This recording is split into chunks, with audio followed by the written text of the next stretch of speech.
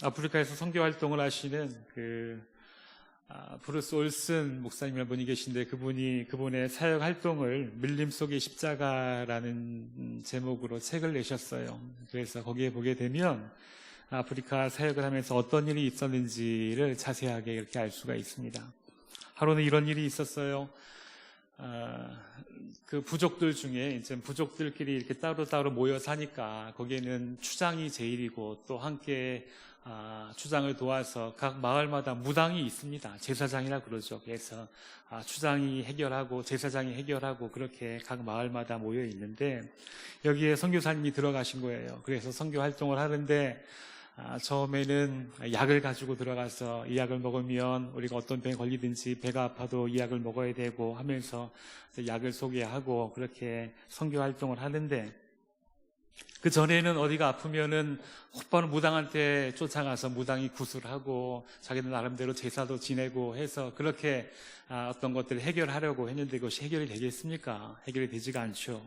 그런데 이번에 선교사님이 오셨기 때문에 그분이 가진 약으로 눈이 아프면 안약을 먹어야 되고 배가 아프면 소화제를 먹어야 되고 약을 소개시켜주고 약을 먹으라고 하는데 도대체 먹지를 않는 거예요. 여태까지 해왔던 대로 눈이 아프나 배가 아프나 다 무당한테 달려가서 푸닥거리를 해야 하진 않는 것처럼 그들이 그렇게 생각을 하고 있었습니다.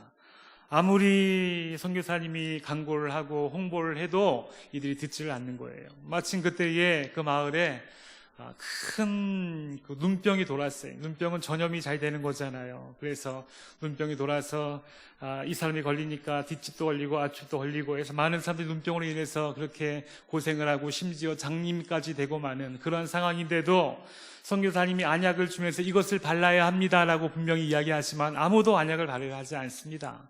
그저 그 무당한테 쫓아가서 푸닥거리를 하면 나을 수 있다고 믿고 무당 앞에만 달려가고 있어요.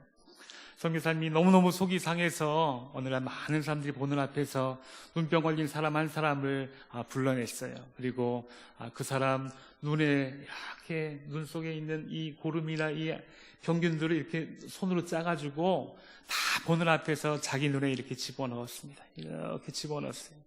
그러니까 어떻게 됐겠어요? 하룻밤 자고 나니까 눈이 시뻘개졌어요. 눈병 오른 거예요. 눈병이 올랐는데 또 그 많은 사람들이 보는 앞에서 이제는 안약을 집어들었습니다. 안약을 집어들고 자 보십시오 하면서 안약을 다 보는 앞에서 눈에다 이렇게 발랐어요. 그리고 하루가 지나고 이틀이 지나고 딱 아침에 일어나니까 이 안약 때문에 이 눈병이 깨끗이 낫게 된 것입니다. 그렇게 되니까 어떻게 하겠어요? 수많은 눈병 걸린 사람들이 무당 푸닥거리가 우리의 눈병을 고쳐주는 게 아니라 바로 저 안약이 고쳐주는구나 분명히 보고 알게 된 거예요. 보니까 알게 된 거예요. 그래서 다 너나 나나 할 거 없이 그 선교사님에게 와서 이 안약을 달라고 나에게도 발라달라고 제발 좀 고쳐달라고 그렇게 해서 안약을 나눠주고 또 그렇게 예수님을 알려주고 그렇게 선교 활동을 하게 되었다라는 그런 일화를 보게 되었습니다. 그런 거죠. 이렇게 이 세상은요 눈에 보이는 어떤 결과물들을 보여주게 되면 이 세상은 따라오지 말라고 해도 다 따라오게 돼 있습니다. 누가 보더라도 안약을 바르면 눈이 낫게 되면 따라올 수밖에 없는 거죠. 그렇습니다. 눈에 보이는 어떤 결과물들을 보여주면 다 그렇게 따라오게 됩니다. 눈에 보이는 것에 참 민감한 세상에 우리가 살아가고 있죠. 아침 프로에 어느 박사님이 나와서 미나리 나물이 어디에 좋다, 렌틸콩이 어디에 좋다, 뭐가 좋다 하면은 그날 저녁에는 시장에 가면 그 콩을 찾아볼 수가 없답니다.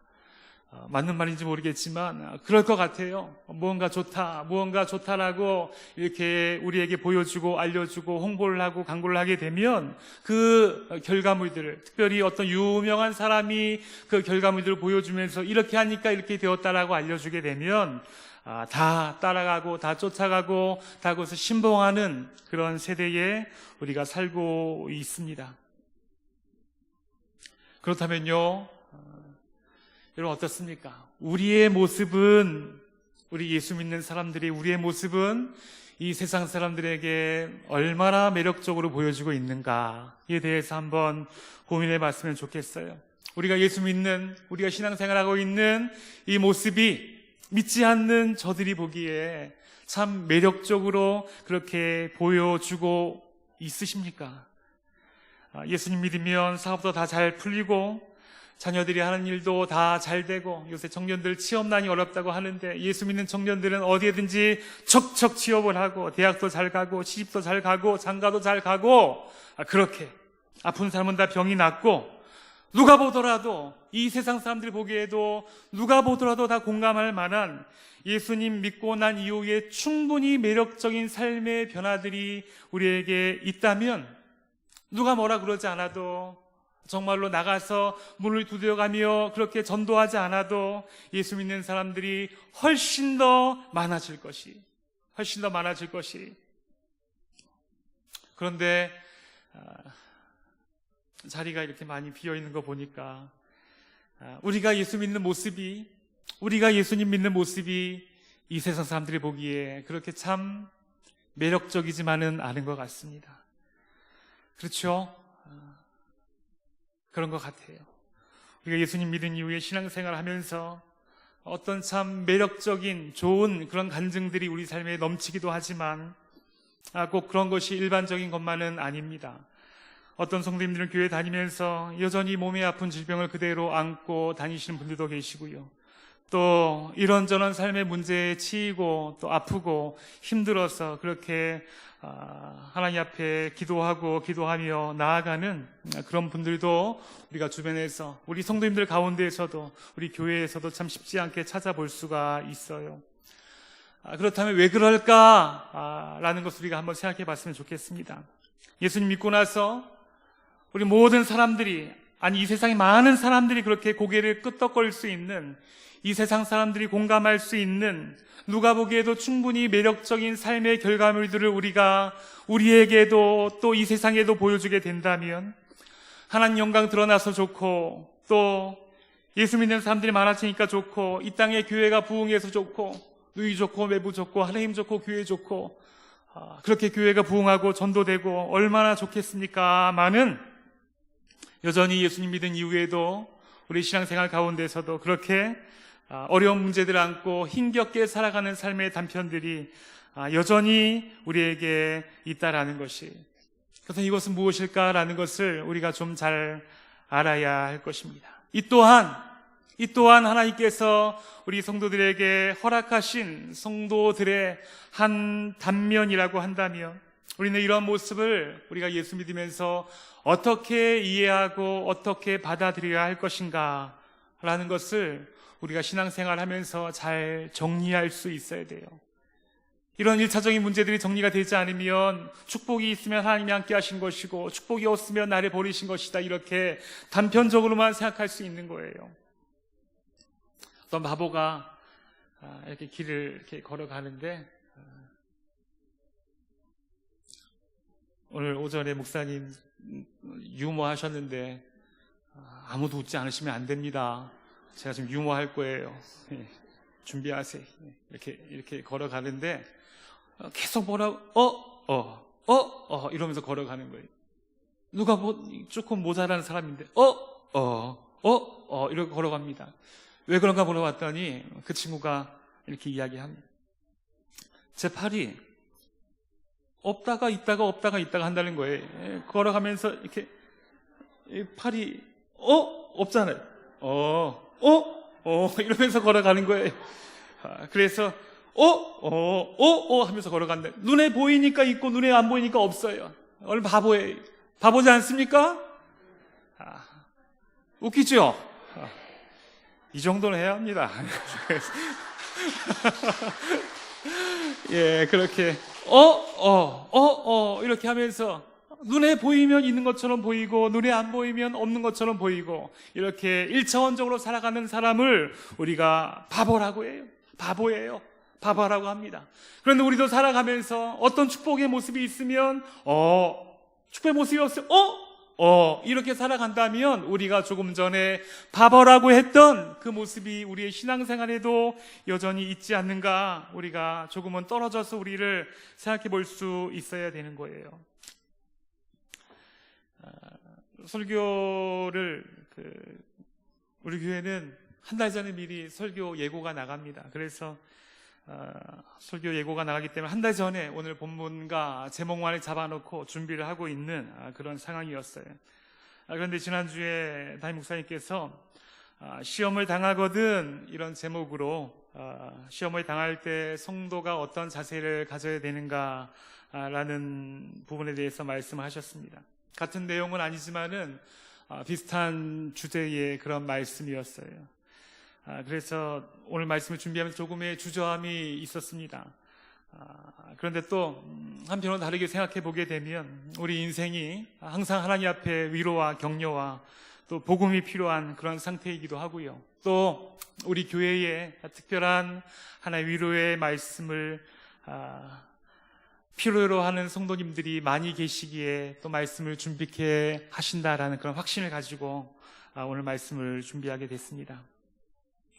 자, 그럼 다시 주제로 돌아가서 성도의 삶에서 여전히 만나는 이런저런 어려움들, 통틀어서 우리가 그냥 환난이라고 하는 것이 하나님께서, 이 또한 하나님께서 성도에게 허락하신 한 단면이라고 한다면 우리는 이것을 어떻게 감당할 수 있어야 할 것인가 라는 것들에 대해서 오늘 말씀을 통해서 좀 힘을 얻게 되기를 원합니다. 오늘 말씀은요, 예수님께서 십자가를 지시기 전날 밤에 다락방에서 제자들에게 마지막 강화를 하시는 그런 장면이에요. 예수님 본인도 내일 십자가의 사역을 감당해야 되는 그런 큰 부담감과 아픔이 있어요. 그렇지만 또 다른 한편으로는 이제 이 제자들과 육신적으로는 이제는 떨어져서 그들 홀로 스스로 사역을 감당케 해야 하는 그 제자들을 바라보시는 예수님의 마음이 참 힘들고 안타까웠겠죠. 그래서 그들에게 마지막으로 이 땅에서 너희들이 성도로 살아가면서, 제자로 살아가면서, 사역을 감당하면서 환난이라는 것을 만나게 될 터인데 그때 너희들이 이것을 기억했으면 좋겠다라는 것을 마지막 당부이자 유언과 같이 지금 말씀하고 있는 것입니다. 우리는 그저 활자로 찍힌 이 구절을 읽고 있지만 이 구절 속에서 예수님의 그 구구절절한 그 감정이 정말로 사랑하시는 제자들을, 지금 이 세대를 살아가고 있는 우리들을 향한 예수님의 그 감정이, 안타까운 감정이 정말로 사랑하여서 이것을 알면 너희들이 환난을 이길 수 있는데 라는 그런 감정이 섞여 있는 것이, 그 예수님의 감정을 우리가 기억하면서 다시 한번 오늘 본문을 한번 읽어보도록 하겠습니다. 이것이 환난을 이기는 정답이다 라고 말씀하고 있는 것이 32절, 33절입니다. 같이 한번 다시 읽어보겠습니다. 시작. 새 곳으로 흩어지고 나를 혼자 둘 때가 오나니 벌써 왔도다. 그러나 내가 혼자 있는 것이 아니라 아버지께서 나와 함께 계시느니라. 이것을 너에게 이르는 것은 너희로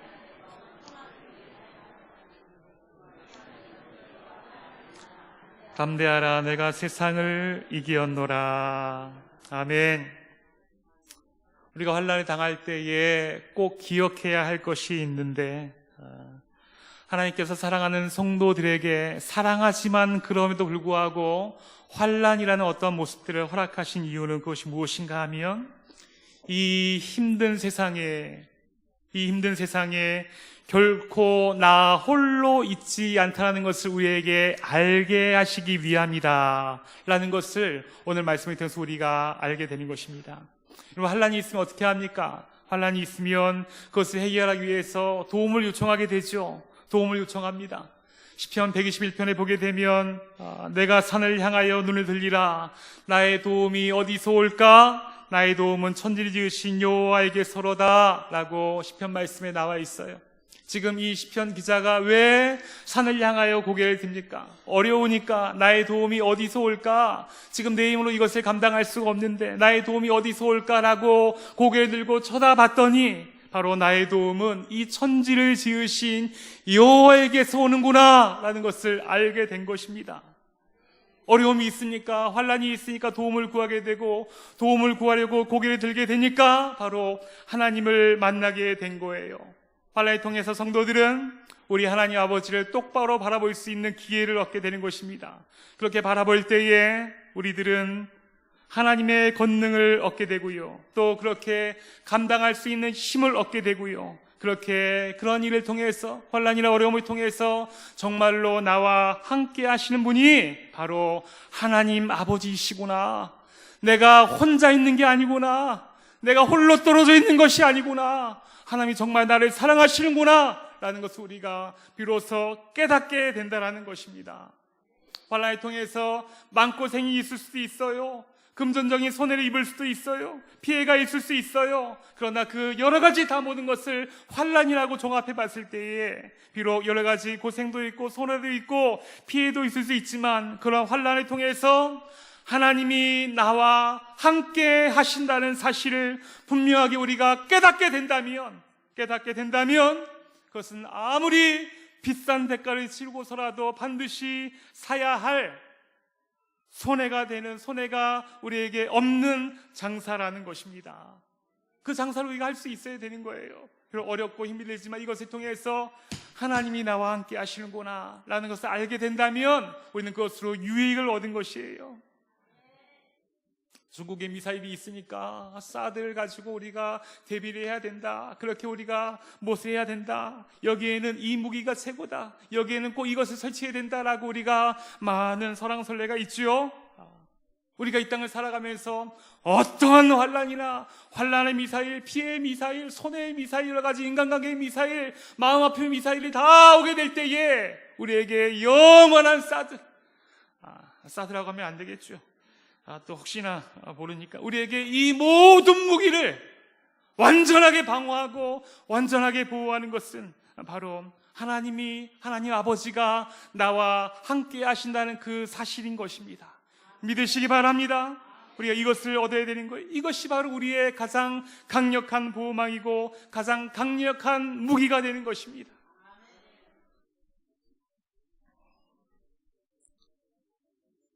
아기들 어렸을 때에 잔병치레를 많이 합니다. 지금은 중3이 된 아들이 하나 있는데 그 아들이 아주 아기였을 때에 새벽에 배가 막 너무 아프다는 거예요. 잠을 못 자고 막 방금 죽을 것처럼 그렇게 배가 아파서 어쩔 줄 몰라 하고 있습니다. 제가 의사도 아니고 목사인데 그래서 그 떼굴떼굴 구르는 아기를 데리고 집 근처에 있는 고대 종합병원 응급실에 갔습니다. 제가 할 수 있는 게 뭐가 없지요. 그래서 아기를 안고 달려가는 수밖에 없습니다. 새벽 응급실에 가게 되면 변변찮은 치료도 사실 받지를 못합니다. 그래서 그렇게 링겔 맞고 혼자 구석에 있는 침대에서 나와 같이 손을 잡고 그렇게 저는 기도해주고, 그 친구는 땀을 뻘뻘 흘리면서 그렇게 있다가 계속 기도해주고 머리 쓰다듬어주고 안아주고 하니까 조금씩 열이 내려가고 배도 덜 아프고 그렇게 한다는 거예요. 저는 뜬 눈으로 밤을 그렇게 새우고 그 친구는 그렇게 잠이 들었어요. 사실 그 다음날 사역을 할 때 굉장히 힘든 일이 있었는데, 그날 저 새벽에 밤새도록 간호를 하고 하는 것이 저에게 참 힘든 일이 아니었어요. 사랑하니까, 내 아들이니까, 내가 하지 않으면 또 할 사람이 없으니까 그렇게 정말로 사랑하면서 그렇게 같이 있어줬습니다. 그렇게 있어줬는데요, 얼마 전의 일이, 그 아들이 이제 사춘기도 지나가고 있고 해서 아빠랑 같이 진솔한 대화를 그렇게 별로 하지 못하는데, 그때는 좀 기회가 됐어요. 이야기를 하면서 우리는 제 아들을 이야기합니다. 우리마, 아빠가 너 얼마나 사랑하는지 알아? 하니까 안 돼요. 그래서 어떻게 알아? 하니까 아빠 예전에 나 아플 때 같이 밤새 옆에서 기도해주고 내가 다 알아. 그거 내가 안다는 거예요. 찔끔 이렇게 나왔어. 그래서 감동이 되더라고요. 안다는 거예요. 그 아들 입장에서는 너무너무 아팠죠. 너무너무 배가 아프고 밤에 잠을 못 잘 정도로 그렇게 아팠지만 그 아픔을 통해서 뭘 알게 된 거예요? 정말 내 편은 우리 아빠뿐이었구나. 정말 나와 함께 내 손을 붙잡고 밤새도록 기도해 줄 사람은 내 아빠뿐이었구나. 우리 아빠뿐이었구나. 비록 많이 아팠지만 그럴 순간을 통해서 우리 아빠가 나를 정말로 영원히 지켜줄 사람이구나 라는 것을 깨닫게 된 거예요. 힘든 아픔을 통해서, 힘든 시간을 통해서 아버지의 사랑과 든든한 아빠를 다시 한번 경험하게 된 것입니다. 그런 것이요, 같은 그림입니다. 그런 것입니다. 우리 하나님 아버지도 환난을 통해서 나를 결코 혼자 두지 아니하시는 든든한 하나님 아버지를 보여주시는 줄 믿으시기 바랍니다. 32절 말씀이 그것을 이야기하고 있어요. 32절 말씀에 보라, 너희가 각각 제 곳으로 흩어지고 나를 혼자 둘 때가 오나니 벌써 왔도다. 그러나 내가 혼자 있는 것이 아니라 아버지께서 나와 함께 계시느니라. 예수님의 지금 상황이 제자들이 다 흩어지고 혼자 벌어진 것처럼 보여지지만, 다 도망가고 혼자 그 일을 감당해야 되는 것처럼 보여지지만, 그러나 내가 혼자 있는 것이 아니라 아버지께서 나와 함께 계시느니라. 아버지께서 나와 함께 계시느니라. 그것을 더욱더 확실하게 믿고 깨닫고 그 하나님과 더욱더 함께 동역하고 연합하며 이 사역을 감당하고 계신 것입니다. 가장 어렵고 힘든 순간이지만 그 순간 속에서 아버지께서 나와 함께 계시느니라, 이 위대한 고백을 지금 선포하고 계신 것이, 성경에 보면요, 하나님께서 바로 이러한 방식으로 하나님의 자녀들을 반드시 지켜내시는 것을 우리는 성경 여러 곳에서 쉽지 않게 찾아볼 수가 있어요. 야곱이 그렇습니다. 형을 속이고 외삼촌 집으로 가는 그런 강야에서 하나님께서 야곱을 만나서 말씀하세요. 네가 어디로 가든지 너와 함께 하리라 라고 하나님이 야곱과 언약을 맺으셨어요. 약속하셨어요. 우리가 잘 알다시피 야곱은 그렇게 하나님을 열심히 알뜰하게 섬긴 그런 사람이 아니었어요. 그냥 때마다 자기의 술수가 나가고 자기의 계산이 나가고 자기의 생각이 나가는 그런 사람이었어요. 그러나 그런 야곱의 모습과는 상관없이 하나님은 약속대로, 하나님이 약속하셨기 때문에 야곱을 참으로 신실하게 때마다 시마다 보호해 주셨습니다. 매 순간 지켜보시고 매 순간 동행하시고 위험과 환난에서 구해 주신 거예요. 야곱이 하나님을 제대로 보지 않을 때에도 하나님은 야곱을 제대로 보고 계셨습니다. 한 번도 그 눈을 야곱에서 띄지 않으셨어요. 왜냐하면 하나님이 아버지 되셔서 지켜주겠다고 약속하셨기 때문에 그렇습니다. 요셉도 마찬가지, 어디로 가든지 어디를 가든지 지켜주셨어요. 요셉의 파란만장한 삶을 우리가 너무나 잘 알고 있죠. 그렇게 아버지의 사랑받는 그 자녀가 애굽에 팔려가게 되고 감옥에 끌려가게 되고 여러 가지 누명을 쓰게 되고, 그렇지만은 그 모든 상황 가운데, 힘든 일 가운데에 어땠어요? 요셉이 어디로 가느냐, 어디에 갇혀 있느냐, 어떤 일을 당하느냐가 중요한 것이 아니라 정말 중요한 것은 요셉이 하나님과 함께하고 있다는 사실이 중요했어요. 그래서 어디를 가든지 하나님이 함께 하시고 동행하시기 때문에 요셉은 뭐예요? 그의 별명처럼 형통한 사람이 될 수 있었던 것입니다. 사자굴에 갇혔던 다니엘도 마찬가지예요. 사람이 살 수 없는 다니엘, 그 사자굴인데도 하나님께서 그를 사역할 수 있도록 지켜주신 것입니다. 죽을 고비를 숱하게 넘긴 사도 바울도 마찬가지, 여러 가지 죽을 고비를 많이 넘기지만 하나님께서 그를 지켜주신 것입니다. 우리가 너무나 일반적으로 잘 알고 있는 성경의 그런 모습들이에요. 성경의 인물만 그러합니까? 그렇지 않아요. 하나님의 방법은 예나 지금이나 동일하게 우리에게도 계속해서 내려오고 있는 줄 믿으시기 바랍니다. 하나님 아버지는 나를 떠나지도 않고 항상 지켜보호하심을 믿으시기 바랍니다. 시편 말씀에 내 부모는 나를 버렸으나 여호와는 나를 영접하시리이다 라는 그런 고백을 여러분 잘 아시리라 믿습니다. 우리 부모가 아무리 사랑한다 하지만, 제가 자녀를 사랑한다 하지만 이제는 저도 나이 들고 자녀도 나이 들고 하면 영원히 함께 할 수가 없어요. 영원히 사랑하고 싶지만 영원히 함께 할 수 없어요. 그러나 우리 하나님 아버지는 하나님의 자녀들을 영원히 사랑하시는 줄 믿으시기 바랍니다. 우리 아버지는 우리 자녀들을 영원히 사랑하시는 줄 믿으시기 바랍니다. 하나님 아버지는 하나님의 자녀들을 절대로 버릴 수가 없어요.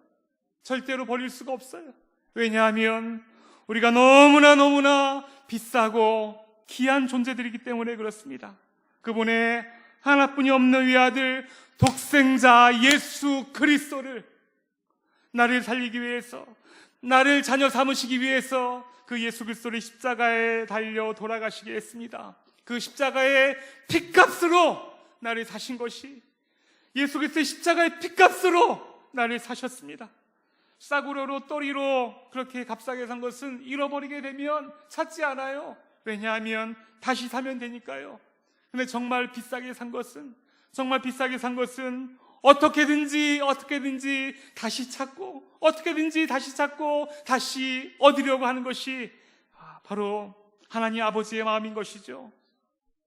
한 마리 잃어버린 양을 찾기 위해서 목자가 생명을 겁니다. 너무나 소중하기 때문에 절대로 포기할 수 없는 거예요. 바로 내가 하나님 아버지 앞에 그렇게 귀한 존재인 줄 믿으시기 바랍니다.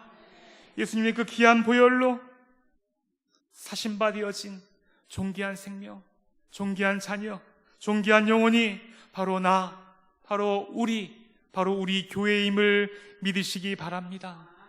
이 확신이 있으면 어떠한 환난도 충분히 이길 수 있는 거예요. 어려움이 있어요. 손해가 있어요. 인간관계에 좀 여러 가지 불편함이 있어요. 그러하지만 그럼을 통해서 나의 도움이 어디서 올고 하나님을 찾게 되고 하나님을 바라보게 되고 그분이 힘을 주시고 그분의 힘으로 이것을 감당하게 되면서 이 환난을 통해서 내가 정말로 하나님 아버지를 제대로 만나게 되고 그분을 붙잡게 된다면 이것이 우리에게 유익한 장사가 됨을 믿으시기 바랍니다. 이런 사실 우리가 확실하게 믿고 받아들이게 될 때에 성도에게 환난은 더 이상 환난이 되지 않는 것이죠. 환난을 통해서 하나님이 초청하시는 거예요. 더욱더 나를 가까이 붙잡아라. 더욱더 나를 찾아라. 내가 너에게 힘이 되길 원하는데 왜 자꾸 딴 데만 바라보고 있느냐? 나를 찾아라. 나를 붙잡아라. 나를 의지해라. 내가 너에게 힘이 돼줄게. 그런 기회를 우리에게 주시는 거예요. 환난이 있어요, 여러분? 위기가 있어요? 어려움이 있어요? 인간관계에 좀 불편함이 있습니까? 혼자가 아님을 믿으시기 바랍니다. 하나님을 찾으라는 우리 하나님 아버지의 특별한 사인이 내게 왔음을 믿으시기 바랍니다. 그래서 예수님이 고백하신 것처럼 내가 혼자 있는 것이 아니라 아버지께서 나와 함께 하신다라는 이런 진실한 고백을 우리의 삶에서도 우리의 중심을 통하여 토해낼 수 있는 우리 성도님들 되기를 간절히 바랍니다. 환난이 결코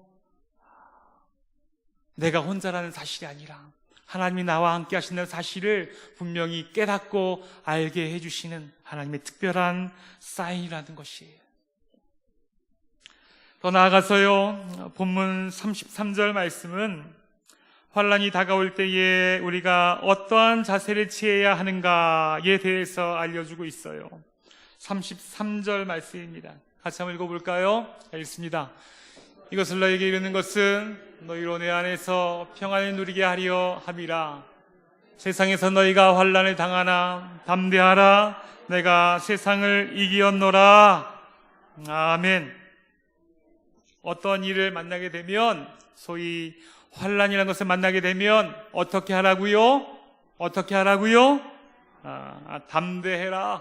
담대하라 라고 우리에게 말씀하는 거예요.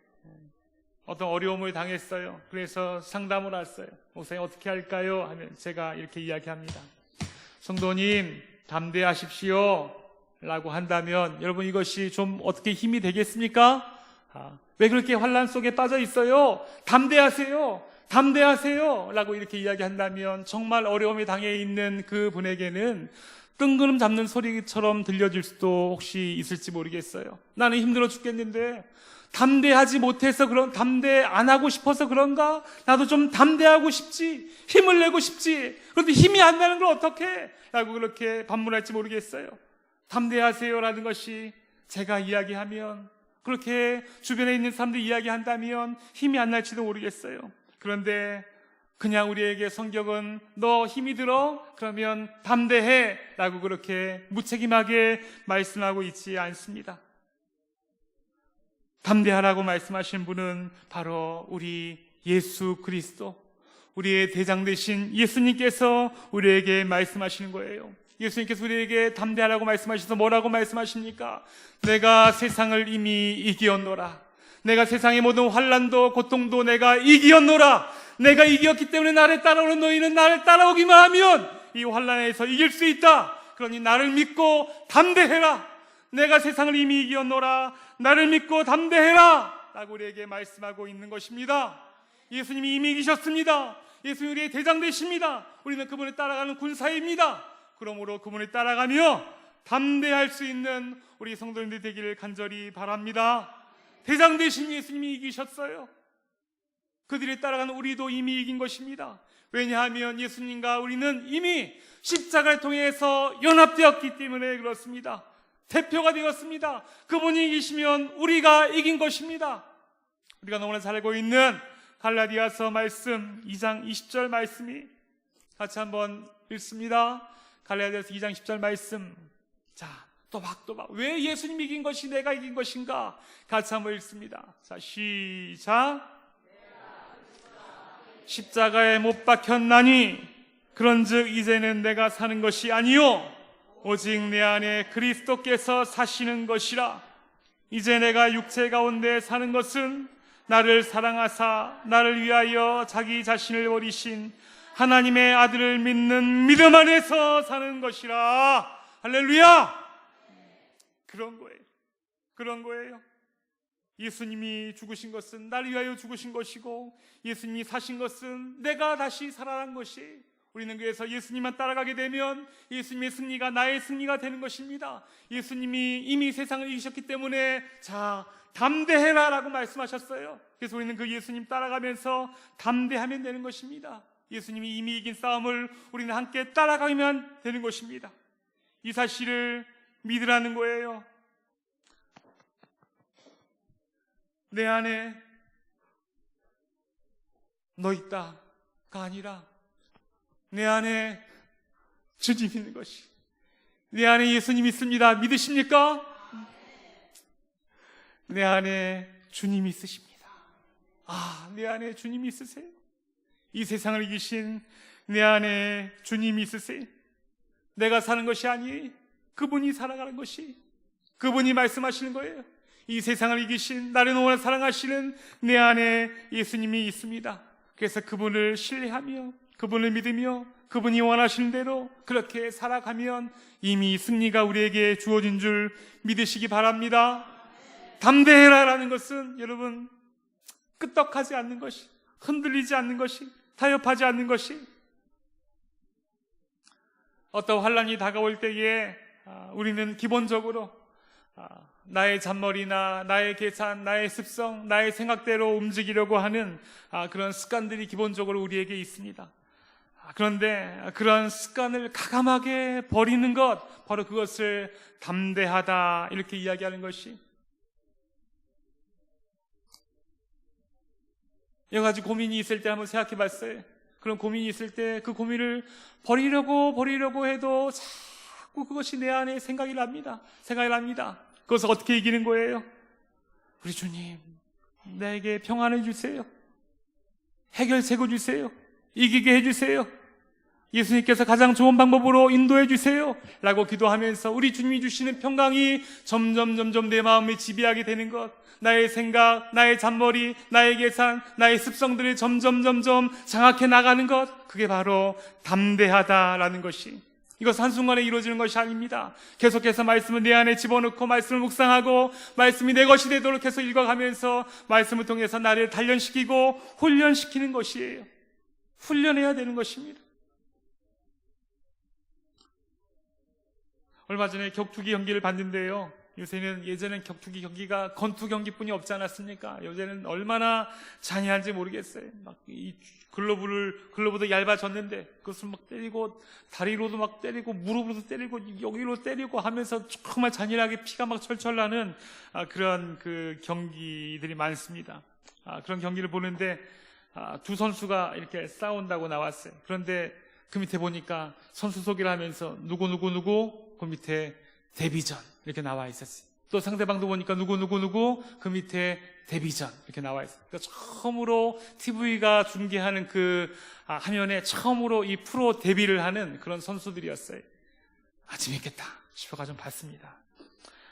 이렇게 이제 그 스텝을 밟으면서 처음에 막 이렇게 하죠. 한 대 치고 막 도망치고 막 이렇게 5분이 1라운드인데 한 2, 3분 정도는 그렇게 경기를 하는 걸 봤어요. 그러다가 한 선수가 제대로 한 대 팍 맞았습니다. 막 스텝을 밟고 이렇게 하다가 훈련대로 하다가 팍 맞았어요. 한 대를 팍 맞았어요. 맞으니까 아마 정신이 잃을 정도로 충격이 컸던 것 같습니다. 그러니까 그 이후부터는 막 썽도 나고 화도 나고 여태까지 훈련하고 스텝 밟고 했던 거 아마 다 잊어버린 것 같아요. 그래서 한 대 맞고 나니까 완전히 그 격투기 선수가 아니라 마치 동네 싸움꾼처럼 막 이렇게 우리가 흔히 얘기하는 개싸움처럼 변해버렸어요. 그래서 막 그냥 마치 동네에서 그냥 이렇게 싸우는 것처럼 그렇게 싸우는 것을 봤습니다. 보면서 묵상이 되는 거예요. 저들이 저렇게 프로 데뷔전 하기까지 얼마나 많이 훈련했을까? 얼마나 많이 연습을 했을까? 정말 연습을 많이 하고 훈련을 많이 했을 텐데 정말 실전에 나가게 되니까, 실전에 부닥치게 되니까 훈련했던 그 내용들 다 잊어버리게 되고 그렇게 본성들이 나와서 막싸움을 하게 되는구나. 그렇게 훈련했지만 훈련이 부족하니까, 데뷔전이다 보니까 그렇게 막싸움이 되는구나 라는 것을 깨닫게 되는 거죠.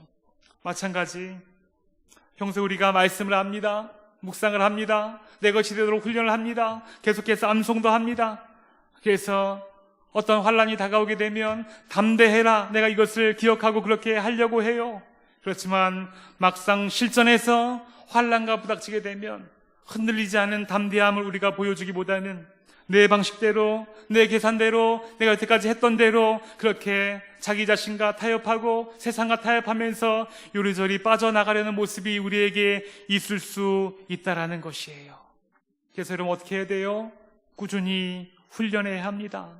말씀을 통해 기억하고 묵상하고 암송하고 내 것을 만들어야 됩니다. 이 말씀은 내 삶 속에서 녹여낼 수 있어야 되는 거예요. 좀 어려움이 있다 하더라도 어려움 속에서 내 마음대로 하려고 하지 않고 내 습성대로 하려고 하지 않고 말씀대로 예수님이 이기셨으니까 내가 이길 수 있어. 예수님 나에게 가장 좋은 방법으로 길을 열어주실 거야. 여러 가지 조급함도 있고 여러 가지 좀 다른 것을 하고 싶은 마음도 있지만 예수님이 원하시는 방법이 무엇입니까? 그분을 바라보며 그분이 원하시는 대로 내가 느리더라도 한 걸음 한 걸음씩 걸어가는 것, 바로 그것이 담대함인 줄 믿으시기 바랍니다. 그것이 훈련이 되고 단련이 되게 되면 어떠한 환란이 와도 우리는 예수님처럼 이길 수 있게 되는 것이에요.